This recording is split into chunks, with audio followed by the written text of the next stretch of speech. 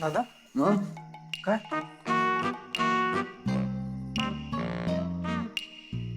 हे थांब आता अंगाला गाढवास येतोय थांब काय झालं?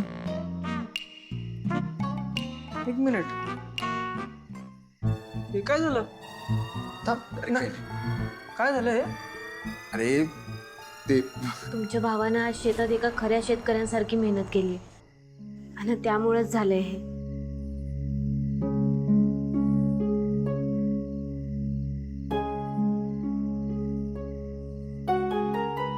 अरे तू माझ्यासाठी इतका त्रास सहन करतो प्रीतम, एसी गाडीमधून फिरणारा तू एसी ऑफिस मध्ये बसून करोडोच्या फाईलवर धडाधडा साईन करणारा तू शेतात काम करतं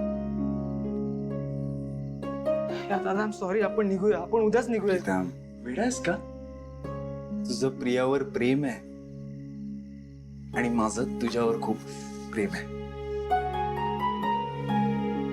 त्यामुळे हे सगळं तुझ्या लग्नासाठी चालणार. ओके? प्रीतम सर आपल्याकडे यायलंय कमी आहे. लग्नाची तारीख जवळ आली आहे. आपल्याला इकडं आबासाहेबांना आणि प्रिया मॅडमच्या भावाला लग्नासाठी तयार करून तिथं जाऊन देवी आईंना बी मनवायचंय. प्रीतम, पारू म्हणते ते अगदी बरोबर आहे. तू लवकरात लवकर प्रियाच्या भावाचं मन जिंकण्याचा प्रयत्न कर ना. मी आबासाहेबांसोबत जवळीक साधण्याचा प्रयत्न करतो. आणि पारू, तू मंदाताईकडे लक्ष दे. ओके? हे बघा आपल्या मिशन मधला एक महत्वाचा दिवस तरी पार पडला. आता अजून एक दिवस आहे जो आपल्याला आपल्या गोलच्या जवळ नेणार आहे. ते म्हणजे प्रीतम आणि प्रियाचं लग्न.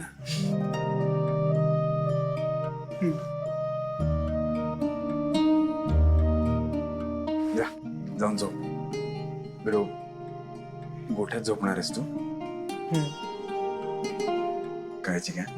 हो आणि तू पण काळजी घ्या रे. हे काय आहे? चल good night. Good night. Bye.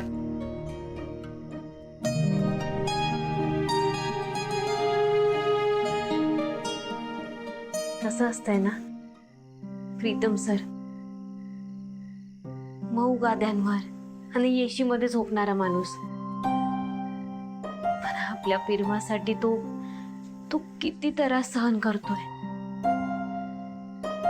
पिरमाची ना ताकदच मोठी, म्हणून प्रीतम सर कायम हसत खेळत असतात. मला खात्री आहे प्रीतम सरांना त्यांचं खरं प्रेम नक्कीच मिळेल. नक्की मिळू. हे माझ्या समोर कामाची भीक मागून काही फरक नाही पडणार आहे, कळलं? मॅडम, रिटायरमेंटसाठी आमची फक्त काहीच वर्ष शिल्लक आहेत. ए, एकदा सांगितलं ना मी, यू आर फायर्ड. परत इथे थोबाड दाखवायला यायचं नाही, तुमचं कळलं?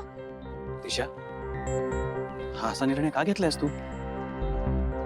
मोहन अंकल, या लोकांचा या इयर मधला परफॉर्मन्स सगळ्यात लो आहे.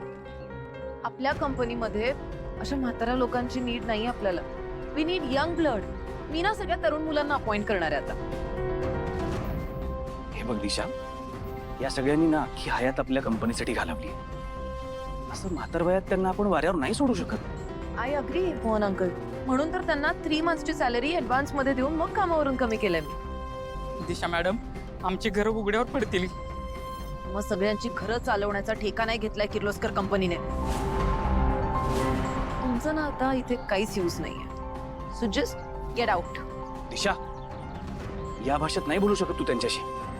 आणि असा काही निर्णय घेण्याआधी विचार करावा. आणि महत्वाचं म्हणजे तू वहिनींशी बोललीस काय याबद्दल?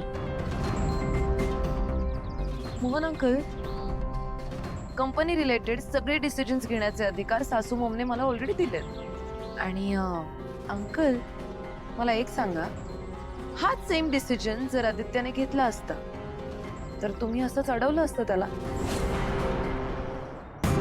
नाही ना? Yes. So please Mohan uncle, with all due respect, मला माझ्या कामात डिस्टर्ब करू नका. पण दिशा, मी Mohan uncle, please, I request you. Thank you.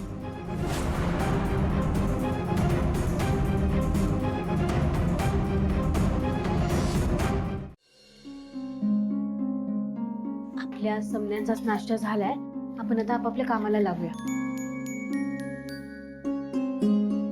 लोक खरंच खूप चांगली आहेत. आल्यापासून त्यांनी आपल्याला त्यांच्यात सामावून घेतलंय. खरंय. पण मी काय म्हणते, म्हणजे देवी आईंपासनं हे जास्त दिवस लपून नाही राहणार. त्यांना हे समज चुकीच्या पद्धतीनं नको कळायला. मग जे काय बी झालं त्यावरनं ना आपण जरा काळजी घ्यायला पाहिजे. हा, काळजी घेऊच आपण, पण हे लवकरात लवकर आटपलं पाहिजे ना आधी. म्हणजे इतरांपेक्षा मला फक्त ते दादासाहेब जरा टफ वाटतायत. बाकी आपण करू मॅनेज. पण जे काय करायचं ते लवकर करा. ते जास्त दिवस थांबता नाही येणार आपल्याला.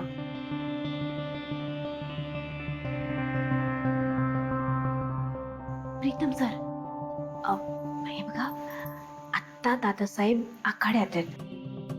तुम्ही एक काम करा ना, तुम्ही तिथं जा, त्यांच्याशी बोला, म्हणजे त्यांच्याशी मैत्री वाढवण्याचा प्रयत्न करा.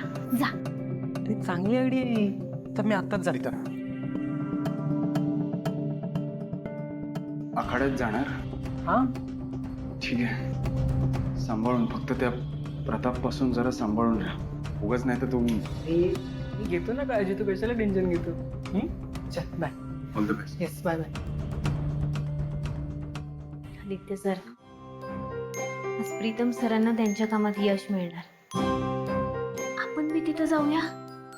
आपण